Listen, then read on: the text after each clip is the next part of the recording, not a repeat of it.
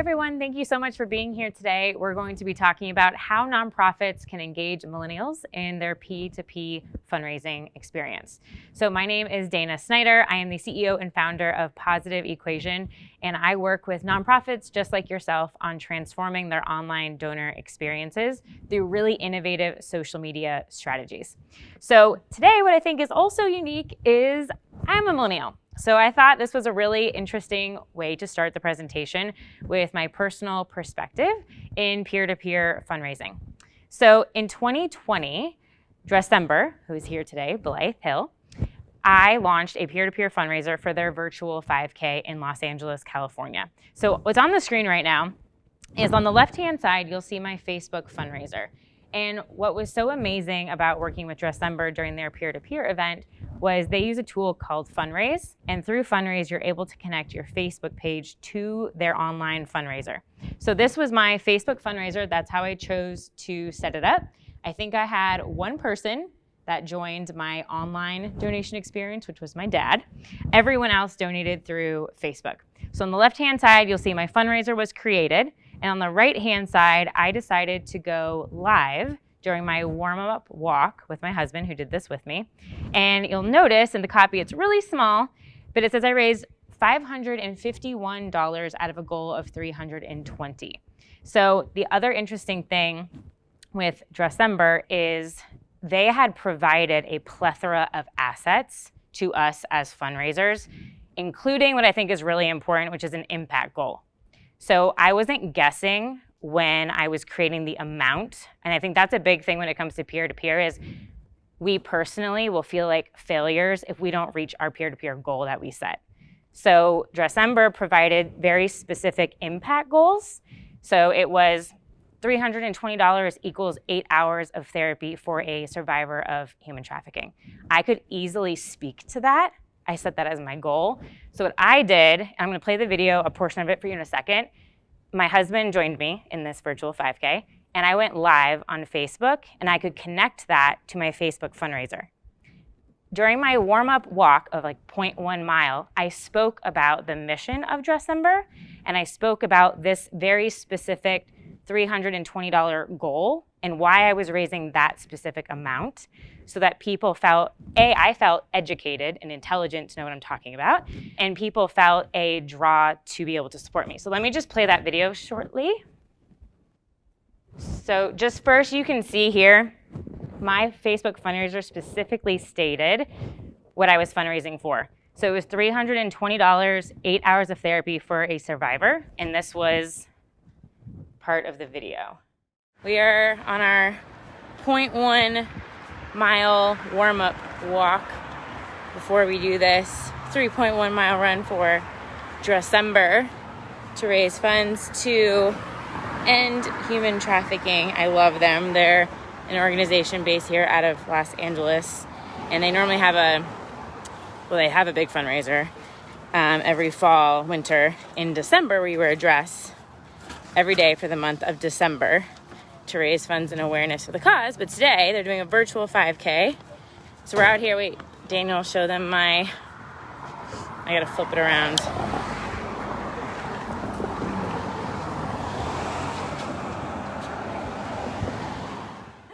And so what was happening, if I was to fast forward, people in real time, right, are joining my live video.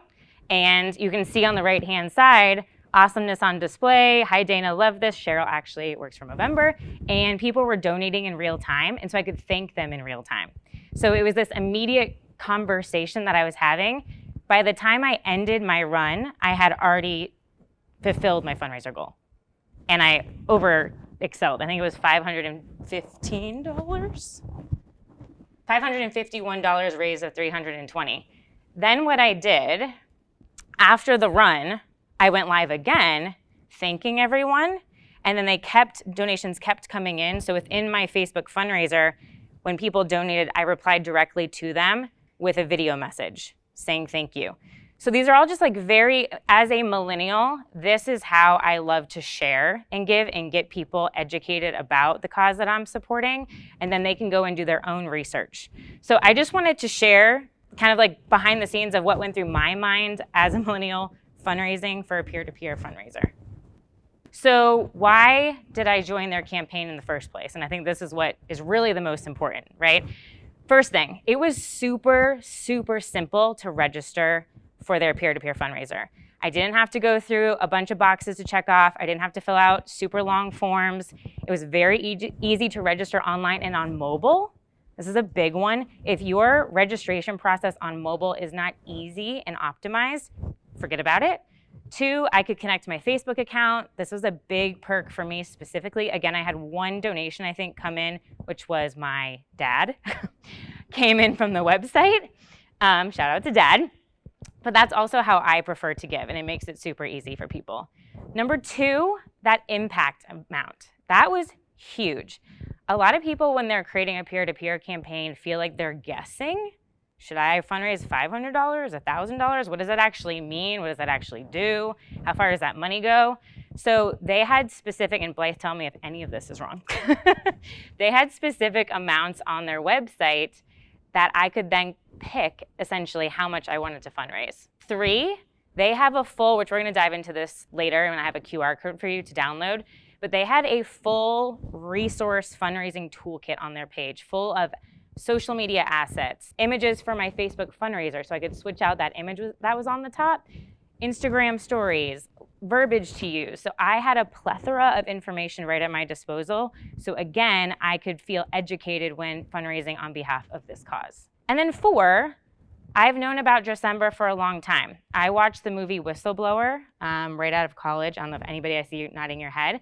And I had no idea that this horrific thing existed in our world. And then from that piece of content, that movie, I was starting to do my own research and came across Blythe's TED Talk.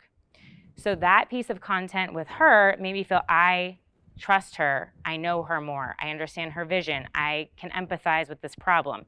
So there was other content in the space digitally that I could source. And I think this is a big note. She's the founder of the organization. Is there content, relevant content of your leadership, of your organizations that can make people feel close to them, that can make people feel like they trust them?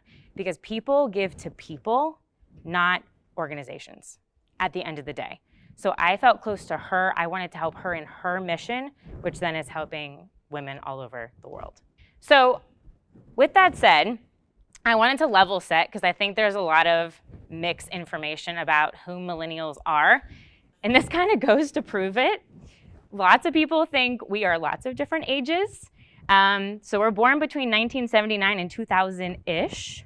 So millennials are in their 40s. So 22 to 40 years old. I think there's still this mentality that they're like, oh, they're still like 22. Nope. We're actually much older than that now.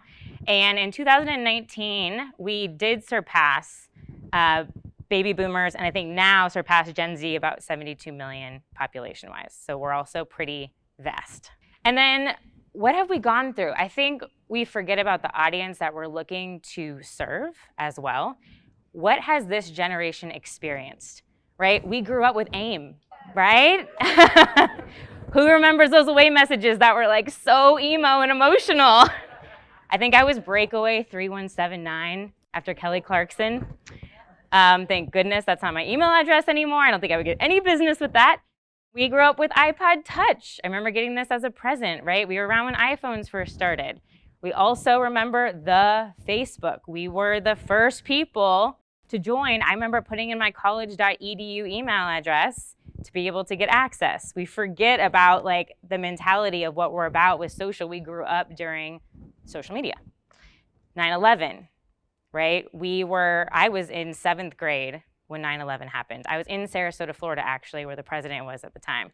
So we have a very different perspective on the world because of that. My dad traveled all the time. I remember going straight, do you remember going straight to the gate? You could walk straight to the gate to greet someone from the airport. So I remember the change of security in our country. Bankruptcies, foreclosures, 2008, right? I remember this going into also when I was in college. I remember my parents fortunately helped pay for a majority of my college, and then I took out a loan my senior year because my dad was in construction business. So it's like also the lived experiences of a generation are really interesting to think about when you're creating content, when you're thinking through your language, your marketing materials, your messaging. Think about the mindset of what this generation has experienced. So now let's talk about wealth of this generation. This kind of threw me for a loop, to be honest. There's 816,000 millionaire millennials. That's a lot. Now, I will say part of this is probably because of the crypto boom, actually a large part probably. In 2020 alone, millennials made up for nearly 20% of the stock market's trades. That's probably even gone up now. And the average millennial donates to 2 to 3 different organizations. I am a monthly supporter of 3 nonprofits, so this is a true fact, personally. So these are a couple of just really interesting stats of what's happened throughout the pandemic. 3 out of 4 millennials have donated during the pandemic. Meet the typical millennial millionaire in America who has a real estate portfolio of 1.4 million. Who is that person? I wish I was that person. How millennials and Gen Z are revolutionizing the philanthropic world. So I think also don't discount these people. They are givers, they are generous, but how do they give might be typically different than what we consider for our boomers, right? And then why do they give? So thinking through the psychology. So I thought this was really interesting. We are living in a time where we really care about our personal brands. This is for, we want thought leadership experiences. 84% of millennials see giving as an opportunity to demonstrate leadership in their communities. They want to join boards. This helps with their resume. They want to be seen. They want to be in the press. They want to have video content, right? Also, the peer-to-peer effect is huge specifically for that reason. If we want to be seen and we want to be of a certain stature, then showcasing that we're doing something good. I mean, call myself out. I did a Facebook fundraiser. That's showing all of my friends on Facebook that I'm doing something good, right? And hoping that kind of spreads the pass it forward effect.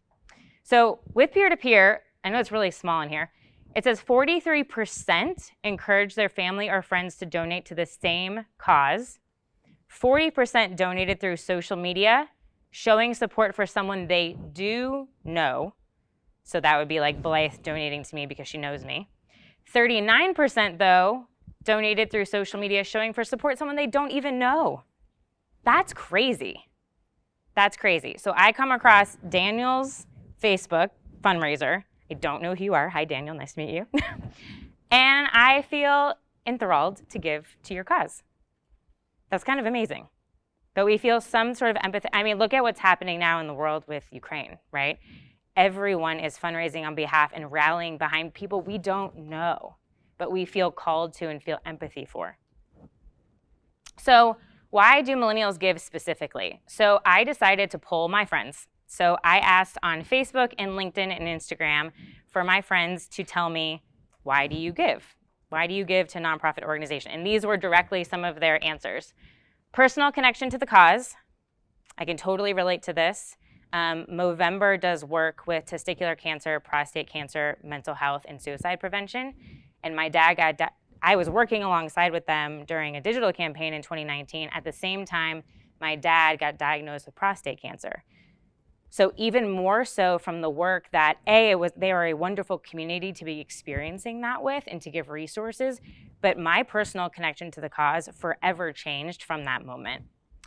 2, organization has impacted me in some way, so I want to give back to them, kind of the same. Donating gets you a nice perk like access to fun fundraising events. Shout out to anybody that does good fundraising events. They usually have an immediate impact locally, and you know what they're raising money for and who will benefit. So that was interesting to a local tie. So they're more willing to give to organizations that they know or they can see the impact happening. This one on the bottom left, being part of a larger cause and knowing the impact and difference the nonprofit makes is extremely important to me. The more I give, the more I am aligned with my core values. It's truly wholesome, and I believe that any/all acts of generosity go a long way. I give monetary donations to organizations during fundraising drives at work rather than giving material goods because I know that they have more purchasing power with the money than I do. And again, personal connection to the cause. So these are just straight from a few friends of mine that give. So transitioning into, has everyone here done a peer-to-peer event before? Raise of hands. Okay, most of you. Awesome. So I think what's so powerful is just some of these stats are listed on the screen right now, is there's a big opportunity cost for not doing peer-to-peer, which a lot of you probably already know. With Fundraise specifically, there was 8 unique donors for each fundraiser through their platform, 48 average transactions per peer-to-peer fundraiser, $391 was the average amount raised online for participants who set up pages in 2020. That's stats from the P2P Forum. And then specifically last year in 2021 on Fundraise specifically, over $1,000 was raised by each individual fundraiser. Now I'm guessing that your average online donation is not $1,000. So this is really impactful when it comes to thinking about bringing together a community of people. So before I bring up Blythe and Katelynn, I wanted to share 2 videos with you from both of their organizations so that you can get more of an essence to who they are, and then we'll go ahead and bring you guys up. This is a story about how a dress has changed my life and tens of thousands of lives around the world.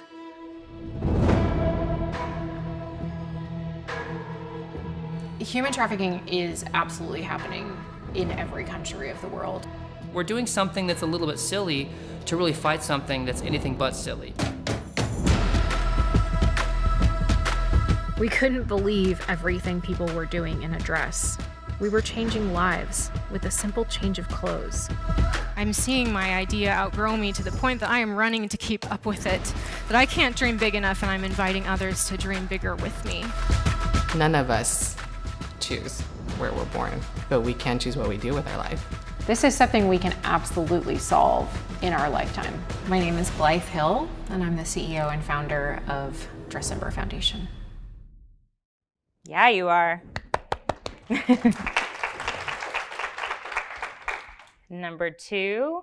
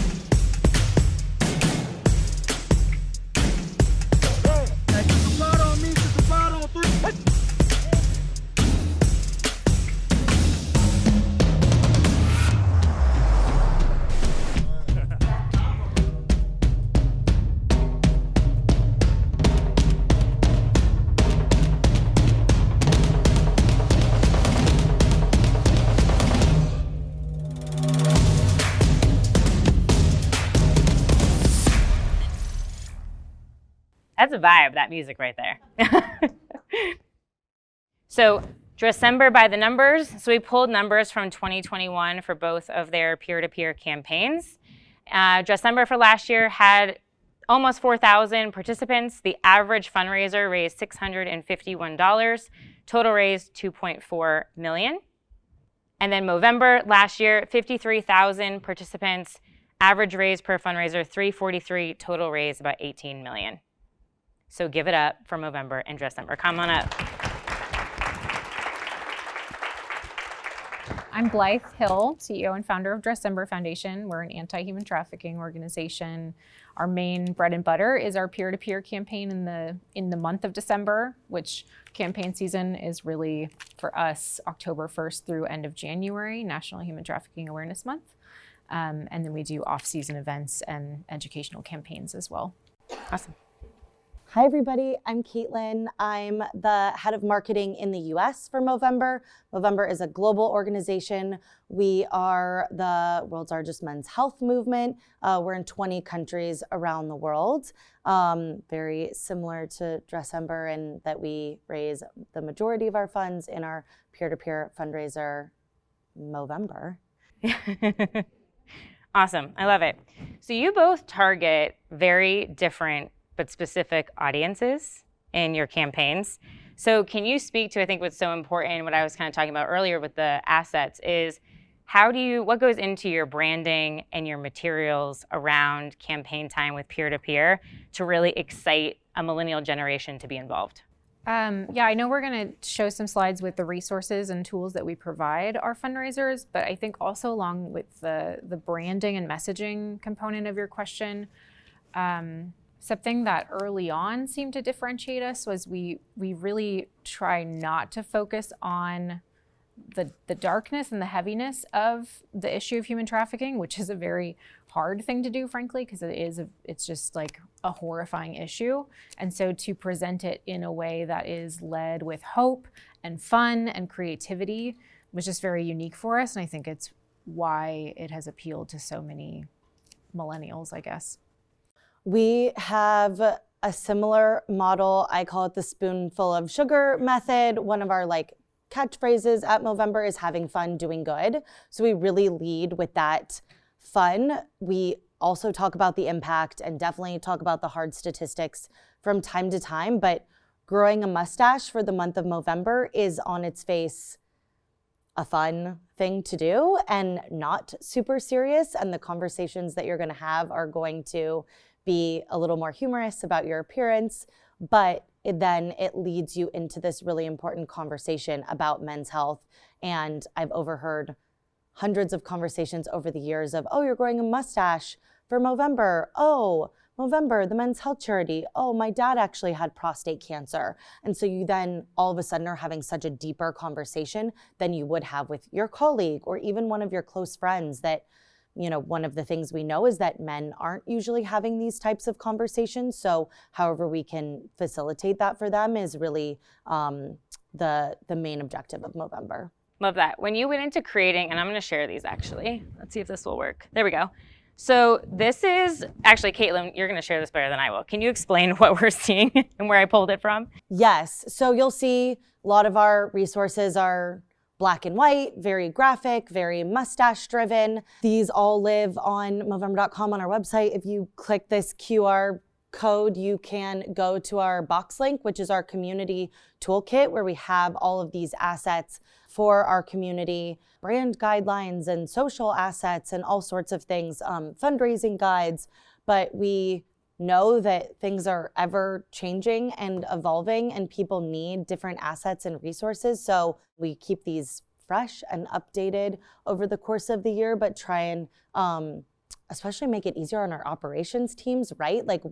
How can we kind of pre-create some of these resources that our teams need and give it to them in either video formats or PDF, something that's super accessible for our community. This was a game changer. In 2019, when we were working the campaign, we built a bunch of assets for ambassadors and influencers. So they had a 1-2 pager to immediately access, and we all knew where that was and we could share it. In the same vein with your advocates on a day-to-day basis, just having a really streamlined approach so that you're not having to email one-on-one or make it really difficult on your staff. This might be really basic. Everyone might already be doing this, but a few years ago, I created a brand 2-pager that is a little bit more from the marketing and corporate partnership side that we send to everybody, to influencers. It has our boilerplate on it. It has all our social tags on it, all the things that we used to pull together piecemeal for every different partner we had. We streamlined it and put it in one place, which is not revolutionary, but it has revolutionized our day-to-day lives at Movember. Yeah, so there's everything in there. I shared this is a Zoom background nowadays. There's social content in there. So yeah, if you scan the QR code, you'll get access to that box folder that can share some inspiration with your team. And then similarly, Blythe, you have a fundraising resource website.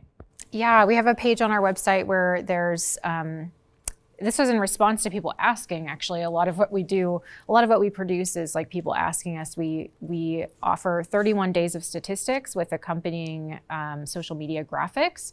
So it's like ready to post. We also have those available without text so that other people in other countries can translate them on their own to different languages.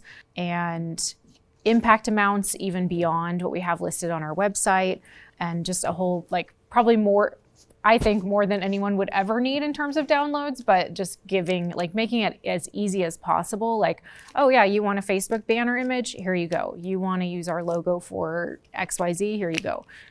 With guidelines, of course. But just again, like, we see it as our way of equipping our community to really have a successful campaign and expand their capacity from year to year, that they might actually like grow, and we see that growth happening, people returning and raising more year after year.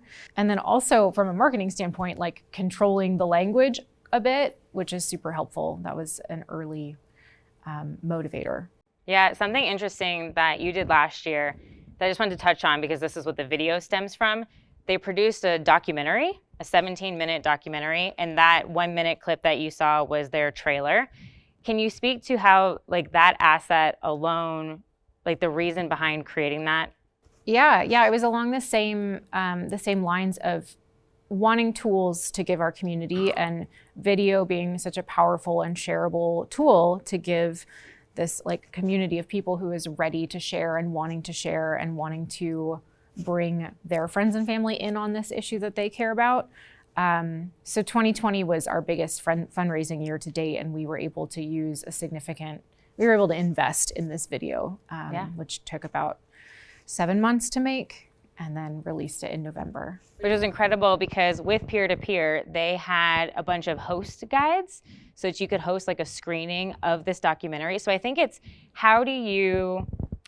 think what was great about that is every year they're coming out with new creative ideas to help peer-to-peer fundraisers become more active and more engaged in their fundraising process.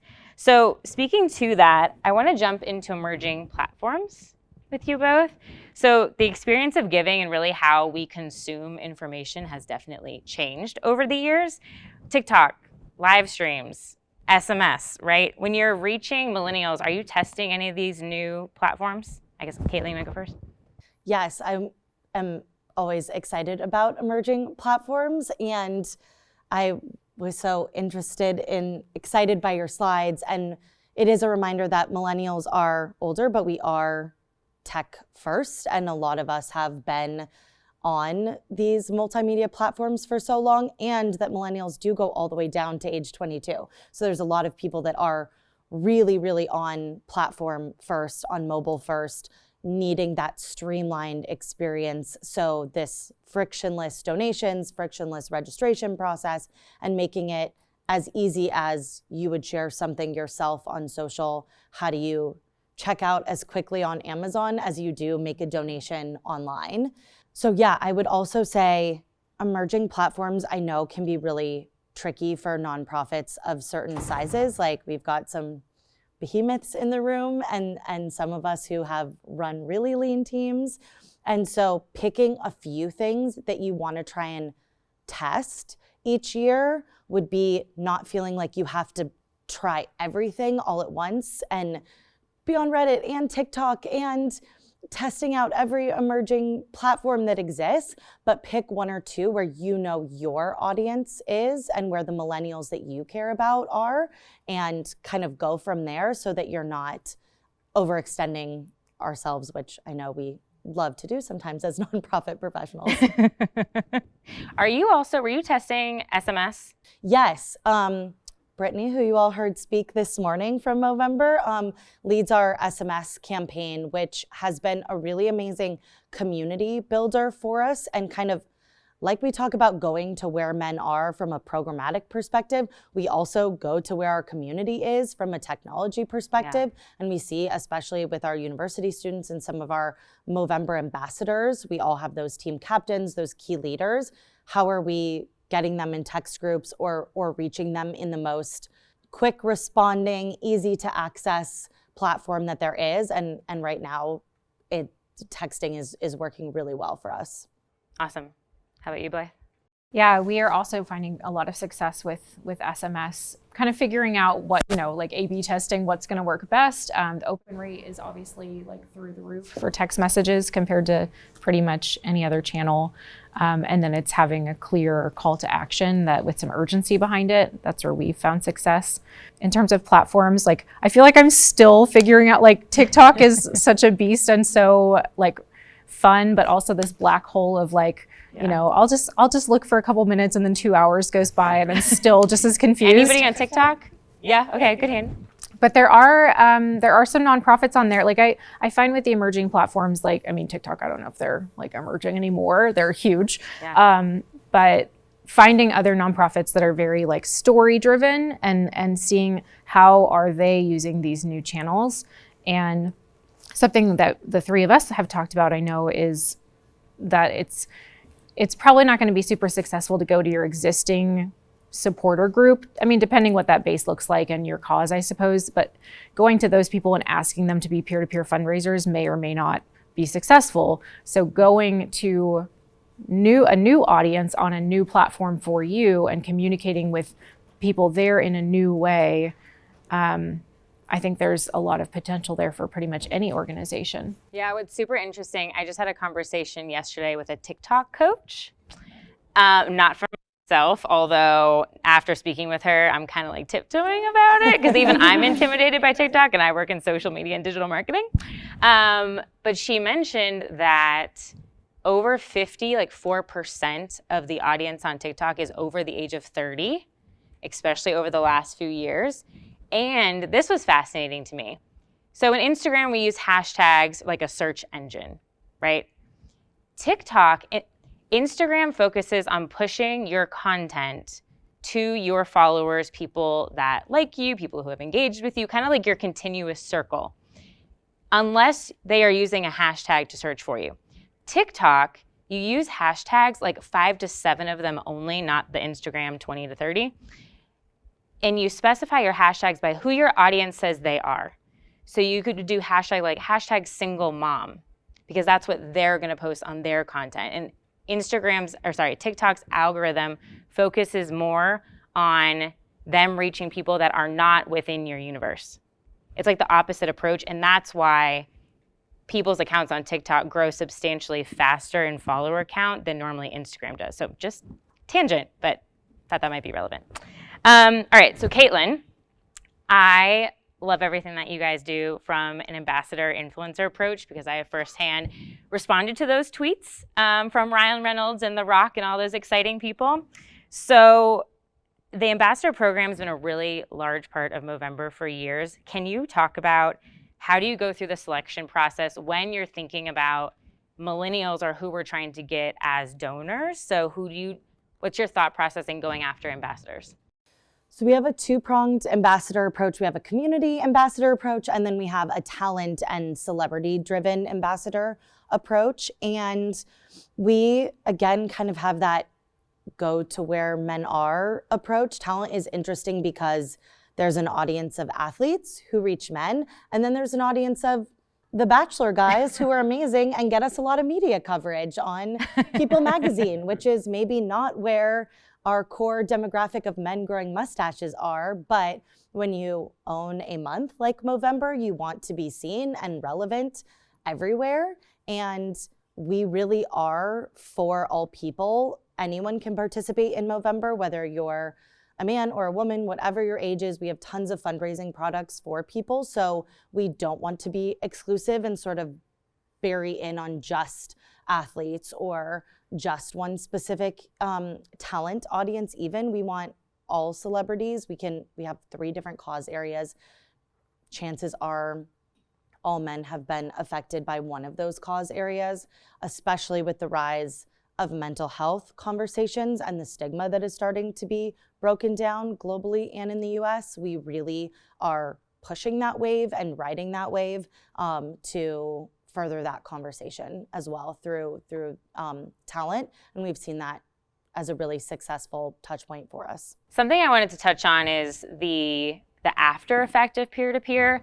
Blythe, when you're after Dressember, December ends and you're kind of going into January, how have you found that, and this might be kind of a funny question, but how do you find that millennials like to be thanked?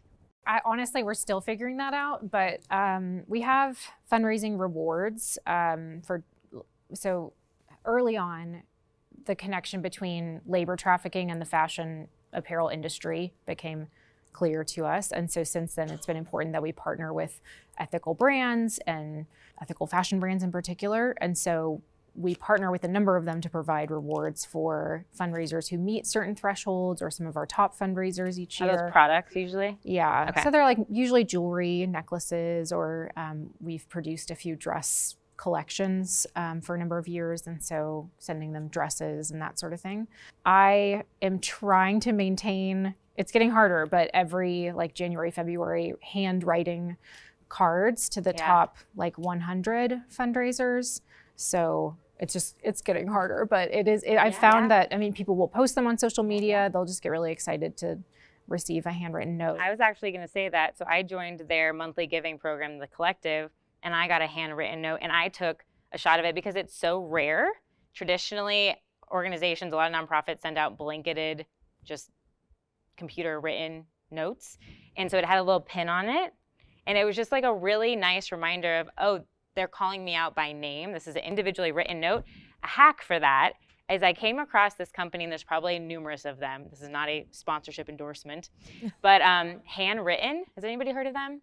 Yeah, Handwritten. So you enter in your copy, and they have machines that write pens, and you get to select from like 12 different types of script writing or fonts, essentially. And it looks like a pen, and it actually smears when you get it. So okay, just send me that. Just a tip. That's great. So Katelynn, year one, if you are in year one, year two of just starting out a peer-to-peer campaign, what would be your one piece of advice? Figure out what works for you. If you're doing an event, produce that event as best as possible. One of our Movember values is create a remarkable experience. So whatever you're doing for your staff, for your volunteers, for your fundraisers, your donors, make sure that I believe in creating remarkable experiences across the board. And so if you can focus on a specific value like that is intrinsic to the brand, and do, one thing or a few things really well, and start to build that base of year-over-year supporters. Love that. On the opposite spectrum, so for those that are a little bit more distinguished, so Blythe, it's year 5, things are rocking and rolling. What would be your recommendation to, if things are feeling a bit stagnant, how do you kind of flip the switch so that people get re-engaged again? I think for us, it's been really important to always be listening to our community of fundraisers, responding to what they're saying. So around year 5, I think it was actually year 4, we expanded our approach. So up until that point, we had been exclusively funding international projects. And we were just hearing and feeling in ourselves this desire to make an impact locally, and an increased awareness on human trafficking here domestically. And so at that point, we began our sort of two-pronged approach with the international and domestic impact. So now we have 20 partners that we support around the world, most of whom are in the US. And then also another part of that was seeing, I think it might have just, I only saw one guy use the Dressember hashtag, but he said, my friend Audrey's doing Dressember. I love it. I care about this issue too, so I'm going to do it by wearing a tie. And so I always joke that some of the best ideas come from outside of our team.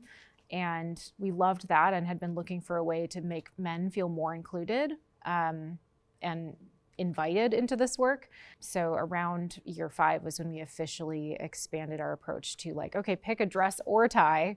And it's not prescriptive. It's not men wear ties, women wear dresses. It's choose your own adventure. I did in 2020, I wore a tie every day for the first time. And it's just really fun to see people kind of engage with it in different ways and be creative. I love that. And something that seems, I think, far-fetched is Dressember is a small but mighty team. And I think what's so powerful about that is you were listening. You were listening to what the audience was talking about, and then found a gem to be able to activate on. Does anybody have a question for Katelynn or Blythe? Yep, go ahead. I'm curious why you chose to engage with SMS texting with people versus Discord or Slack or something else, why are we texting? I think it's so that people don't have to adopt another platform.